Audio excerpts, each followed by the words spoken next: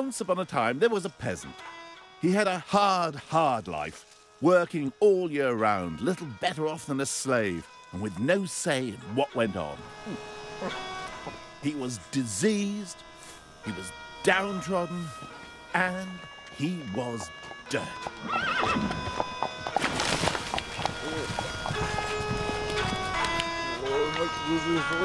Who on earth would want to have been a medieval peasant?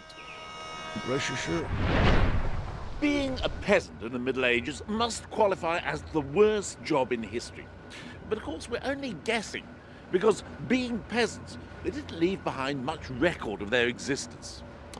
Except once, in the summer of 1381, the peasants left an indelible mark on the history of England. The peasants' revolt took everyone by surprise. It was quite astonishing. From out of nowhere, it seemed, tens of thousands of peasants arrived in Blackheath on the outskirts of London and demanded the king abolish all forms of servitude, taxation, and the aristocracy.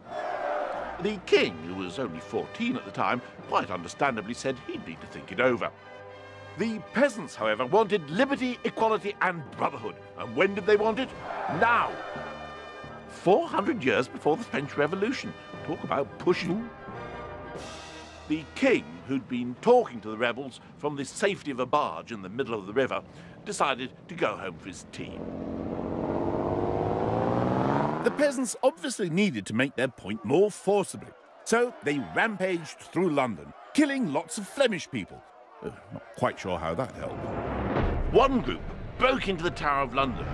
They burst into the royal living quarters, and there, according to the tabloids of the time, they sat on the beds and poked into everything with their filthy sticks. Some of them even tried to kiss the king's mother. They then dragged the Archbishop of Canterbury and the treasurer out of the White Tower and cut off their heads, which they paraded round the town stuck on poles. Now, if it sounds to you like the lunatics have taken over the asylum, that's what a lot of people at the time thought. But they weren't lunatics. The peasants' agenda was informed, tactical, and most of all, political. They targeted lawyers and court officials. They made bonfires of legal and tax records. They were deliberately erasing their servile past. How could such a wretched group of underlings have organised such a sophisticated attack? After all, they were only a bunch of bloody peasants, weren't they? Medieval feudal society was a pyramid with the king at the top and the peasants at the bottom doing all the hard work. Nobody, not even the lords, owned any land.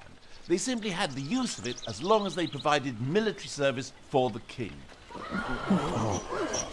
The peasants toiled in the fields, supporting those with more important things to do, like praying and fighting each other. Yeah, it's an excellent system, if you ask me. Stinking peasants. But since the lord of the manor was often away from his estate, fighting in the king's wars, he had to be able to rely on his peasants to organise themselves. In many ways, a medieval peasant had more say in how his life was run than most people do now. Of course, it's a way of life that's all gone. We'll never know what it was really like to live under such a system. Except where I'm going now.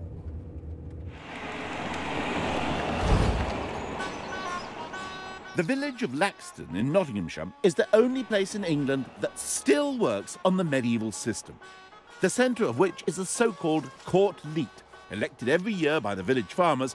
In medieval times, it had the power to formulate bylaws, collect rents, and maintain law and order. Today, the court's only job is to police the way the land is farmed. Once a year, on jury day, the jurors head out to check that no one is breaking any of the rules. The land is farmed in strips, in the same way as it was 800 years ago.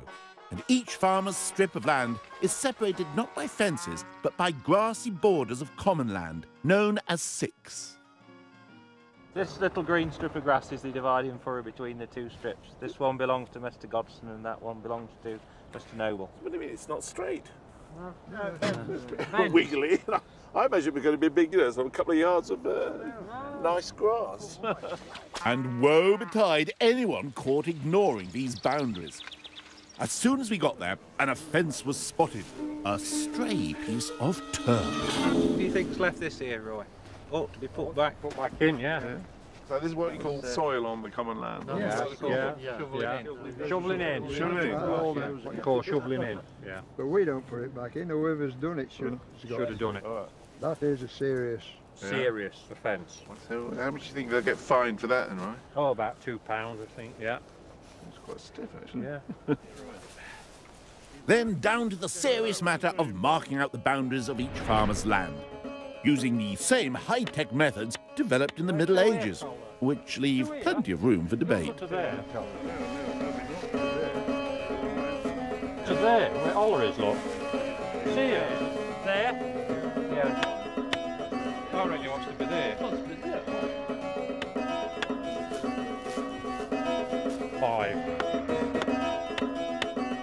Offences such as ploughing over boundaries are taken very seriously and will be judged at the meeting of the court, a solemn affair which takes place, as it has done for centuries, in the local pub. Right then, gentlemen, I'll call the court to order.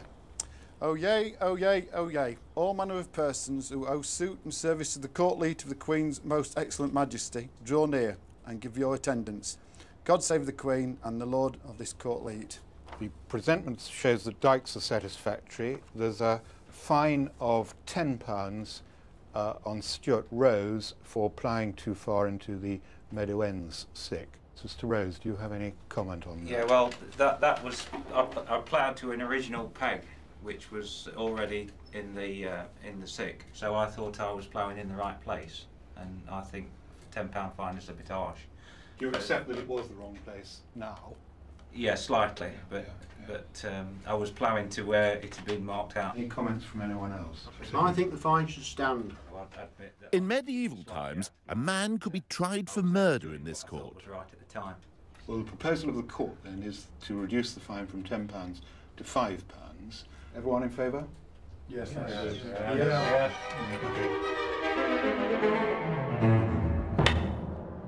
Of course, it suited the lords to leave all this petty legal stuff to the peasants to sort out for themselves. But there was a snag. The experience of dealing with the law and enforcing it sometimes meant that the peasants became minor legal experts in their own right, and when they did, they used that expertise to their own ends. Sometimes, however, they resorted to rather unconventional tactics. For example, in 1200, King John proposed a visit to the city of Nottingham. The residents of the nearby village of Gotham realised that this meant he would pass through their village, making it a king's highway, and thus making them liable to new taxes. So when the king's messengers arrived, what did they do? Well, the entire village pretended to be mad. Since madness was considered contagious, the idea of a whole village of lunatics was perfectly feasible, and the king wisely decided to make a detour. But for all their cunning, surely peasants were still nothing more than slaves. In the same way that the lord of the manor had to provide military service to the king, the peasants had to provide the lord of the manor with so many days' labour in return for the land they held from him. Historians have given this arrangement the catchy title of feudal burden. But just how much of a burden were these feudal duties? For example, the peasants who ploughed these fields 600 or 700 years ago bore one of the heaviest feudal burdens in the kingdom. That is to say, they had to work for the lord of the manor for something like 50 to 60 days in the year to provide their accommodation and pay their taxes. Nowadays, most of these fields are occupied by the BMW car plant. Now, to pay for their rent and taxes today, an assembly line worker has to work for something like 80 days in the year. That's nearly a month longer than the worst-off medieval peasants. What's more, the feudal arrangement was a two-way thing. The lord had responsibilities to his peasants. In fact, twice a year he was supposed to lay on feasts for them, as a sort of thank you. I can't remember the last time the taxman took me out for a slap-up dinner. or a picnic. Of course, the lord of the manor lived like a lord. But what kind of a stinking hovel would his peasants have called home? The answer can be found at Britain's newest, oldest village, Cosmoston, on the outskirts of Cardiff, where a team of archaeologists have painstakingly recreated a complete medieval village. There's a surprising range of properties on offer. First up, a medieval bachelor pad, or rather, an affordable studio apartment suitable for the single working peasant. Must have been a pretty unpleasant life, doesn't it? It could be quite grim, but again, we've got to get rid of all of our modern views on what makes a good life. So this is how the lowest of the low would live. Yeah, we're right at the bottom here. It's quite spacious, really. Well, that's right. He has a nice little cottage, but that's about all he has going for him. Yeah. So what does he do? He's a landless labourer. Here's a chap who's had his land taken away right at the bottom. And so he's got a fire. He's cooking himself something. Yeah, very basic pot here above his hearth. Tiny amounts of wood that be used. None of the roaring fires that we'd think of, because all of his wood has to pay the lord of the manor a wood penny, go out into the woods, and he can just collect what's fallen. And he's got a bed, I see. Delightful bed here, with just a mattress full of straw thrown on top of it, and a couple of rough old woolen blankets. Plenty of fleas, I expect. Hopefully not too bad, because hanging above them, we have some flea bane. Oh. So in theory, that keeps the fleas away.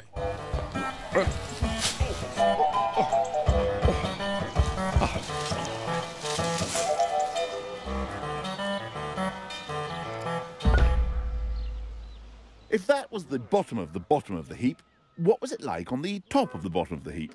Next on the tour, an upmarket, semi-detached family home. A decidedly des res for the upwardly mobile professional peasant couple. So whose house is this, Nick? Now this is the Reeves house. And what's a Reeve? So tell me what we're going up market here. Every year, the free men of the village vote Yeah. for who they want to be the Reeve. Yeah. And the Reeve is almost like a village manager. Keeps an eye on things, makes sure that everybody's farming the land properly. He's a wealthy man, a wealthy villager. So he doesn't make his money out of being Reeve. He owns a lot of land. That's right. He is the Land Rover Greenwelly farmer. And a very, very upper-class fireplace. Oh, he can afford it. Yeah. Definitely. A Welsh dresser, I see. Very important, especially for the Reeve's wife. The first thing you see as you come in is her fine pottery display. So she's showing it off to everybody. Showing her jugs off to everybody. Look how rich I am. Exactly. We have some nice examples here. This one is Saintonge pottery. Sounds French to me. That's right, this has come up from the Bordeaux region, probably as part of the wine trade from that area. Anybody amongst the peasants is going to be drinking wine, it's going to be the Reeve and his family. It doesn't sound that bad to me then. Maybe I could be a medieval peasant. I'll think about it. Strip wood floors, shelves of holiday knickknacks, and a nice drop of Bordeaux wine. Maybe the medieval ideal home wasn't so different from today's. But I'm still a bit nervous about what they had to eat. It's this. Pottage.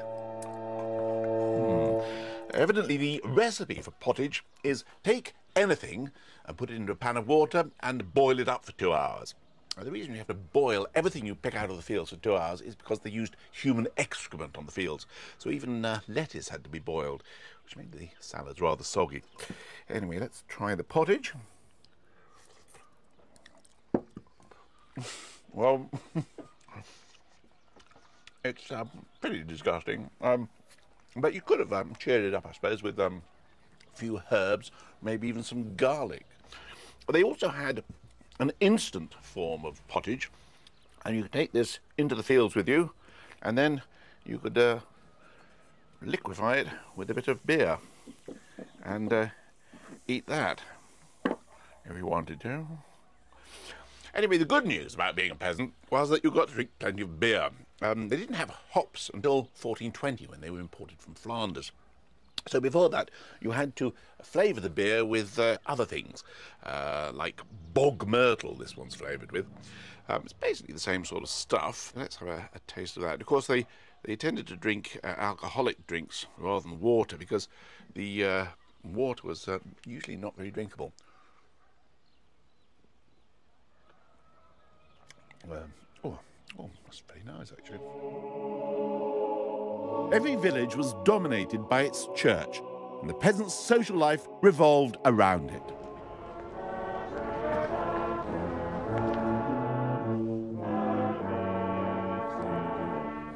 The medieval church certainly knew how to attract a congregation.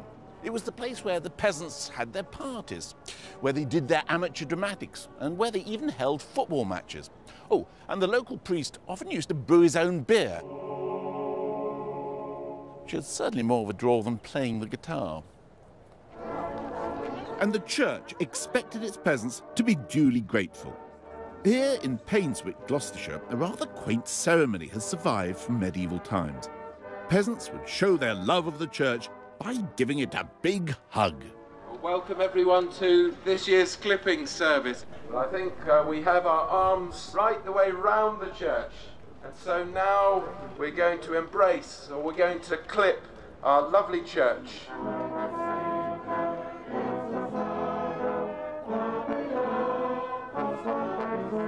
Another reason they were so fond of the church may have been that it provided plenty of holidays, or rather holy days. If you thought we have more leisure time today, think again. Nowadays, we enjoy 8 public holidays a year. In the Middle Ages, the church insisted on 80. Well, a clearer picture of peasant lifestyle seems to be emerging. But I wanted to really get under their skin, so I was introduced to some real-life medieval peasants. Far from being sickly and diseased, forensic studies have revealed that the inhabitants of a remote Yorkshire village received surprisingly sophisticated health care. What about this chap here? We've got a skull with a big hole in the middle of it. Right, this is absolutely extraordinary. What this seems to be is a cranial injury that was treated by neurological surgery. This individual suffered a blunt injury to the head just around the time of the Norman Conquest. Where this hole is, that would have been where the bone was shattered into small fragments. And if you look carefully at this, you can see where the surgeon made his incisions. Oh. The guy's been hit on the head, and the surgeon said, I've got to get rid of those pieces of fragments of skull. They knew that was bad to have the fragments of skull. Exactly, yes. So this guy's wandering around with a hole in his head. Oh, yes. I mean, this would have been covered by his scalp. Or a bit of skin would have grown over it. Oh, yes, exactly. Yes, he wouldn't have had a hole right through to the brain. And he'd have been perfectly all right with it. The bones reveal that some peasants lived well into their 60s, and whilst there are signs of malnutrition, their diet did have its benefits. One of the upsides is that they did have quite good dental health.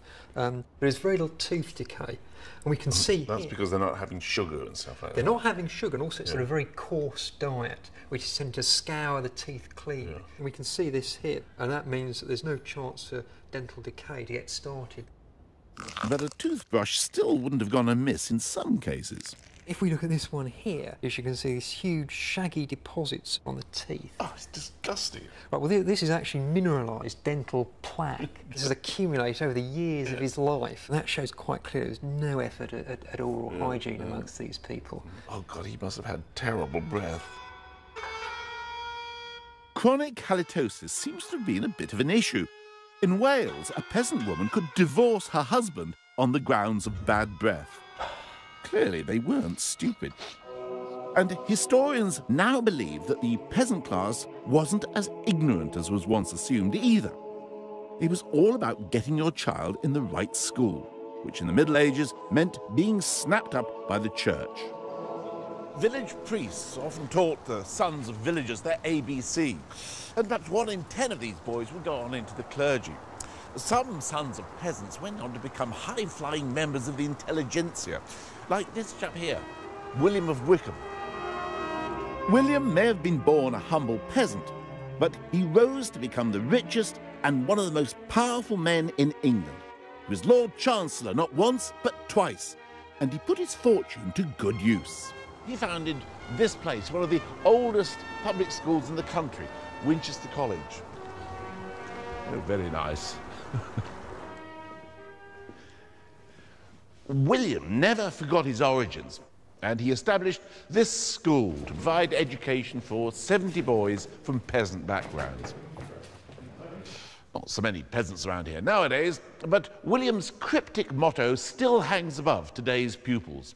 Aut disce, aut discede. Either learn or go.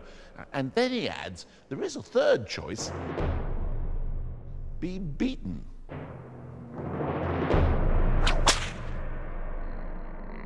But we should be clear that literacy wasn't sought after by the peasants so they could do a spot of bedtime reading or improve their crossword skills.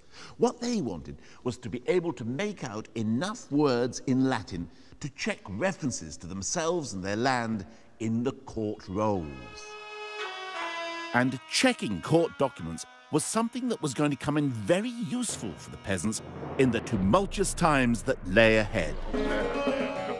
For most of the 13th and early 14th century, England had an almost Mediterranean feel. Bumper crops and a booming economy, and the population doubled. But then that old enemy of the English struck. No, I don't mean the All Blacks, I mean the weather. Heavy rain and low temperatures caused crops to rot and entire villages to sink. People were starving to death. Surely it couldn't get any worse than this. But it could. On top of the famine came something even more dreadful. The Black Death. An already weakened population was devastated.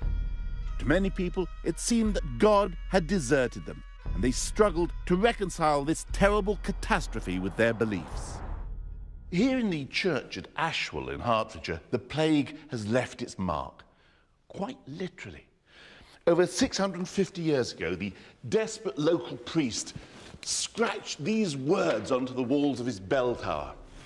You can see here, it says, Primula Pestis, the first plague, 1349. And then below, he's incised into the walls in deep letters, a big M, that's 1,000, and then 350.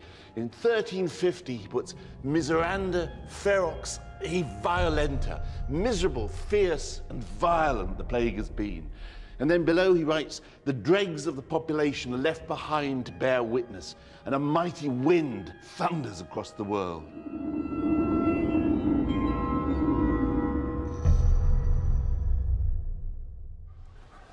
The Black Death was a catastrophe. But ironically, those who survived found they were better off than they ever had been. You see, the population of England had been almost halved, and labour was scarce, and ordinary farm workers suddenly found they were in a position to call the shots. Peasants began to refuse to fulfill their feudal duties. They started to negotiate wage increases and even began to be paid in hard cash. Some left their manors and acquired their own free land. All this, of course, got up the noses of the aristocracy.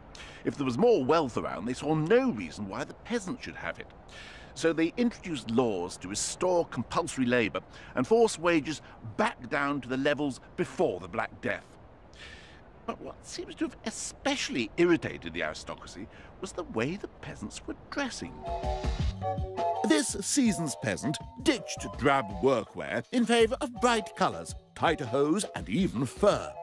Some peasants were spending almost the same on clothes as certain noblemen. So laws were introduced dictating what different classes could wear. For example, for any person below the level of craftsman, pointy shoes were a fashion crime. Literally. All of which stoked the fires of peasant resentment. The final straw was when the barons imposed a poll tax to pay for their war in France. This was bitterly resented because it meant that everybody had to pay the same, rich or poor. And to make matters worse, the government got its sums wrong. They based their calculations on the population size before the Black Death. So when they failed to raise the amount they expected, they imposed a second poll tax. And that was when the unthinkable happened. The peasants took up arms and revolted. From all over England, they converged on Canterbury and marched to London, maybe as many as 60,000 of them. With no emails or mobile phones, how could the peasants have organised all this? Could it be that they were making use of their newly acquired literacy to spread word of the revolt? Two of the chroniclers record what they claim were letters that the peasants were circulating amongst themselves. Now, the letters are written in English, but they're very cryptic, and we don't really know what they mean. But it could be that they contain detailed, coded instructions for the revolt. This is the one in Thomas Walsingham's chronicle.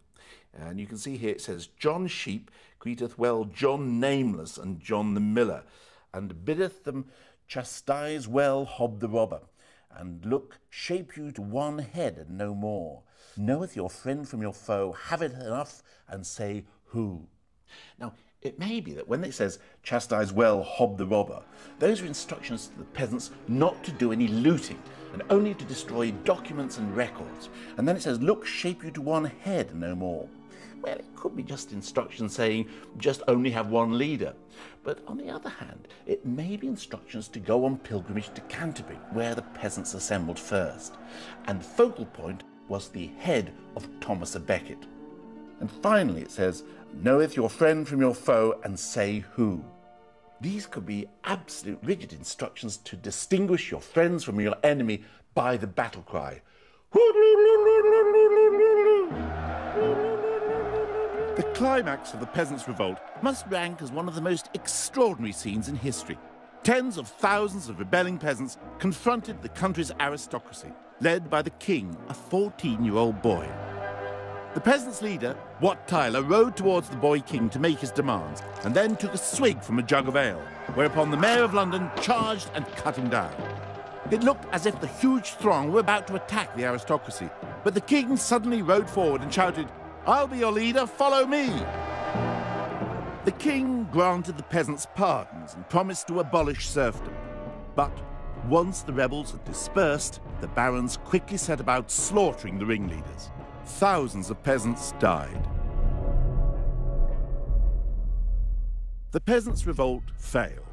However, the ideal of freedom and of owing deference to no one was a lasting legacy of the medieval peasant. But there's a sting in the tail to the peasant story.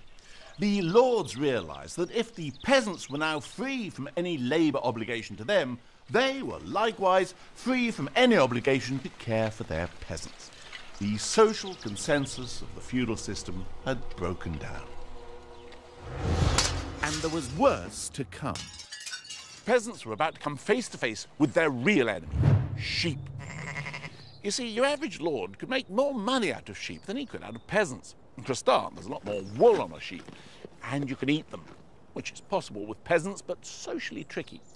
So the lords started to throw the troublesome and uneatable peasants off the land and replace them with these chaps. The social landscape of Britain changed forever. There's nothing intrinsically terrible about the peasant's life. In fact, there were times in the 14th century when it was pretty fine.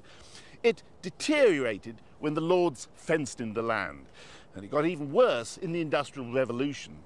And small farmers are still up against it. The life of the peasant depends on the society. But it's sobering to think that compared to a lot of people's lives today, some medieval peasants had it pretty good.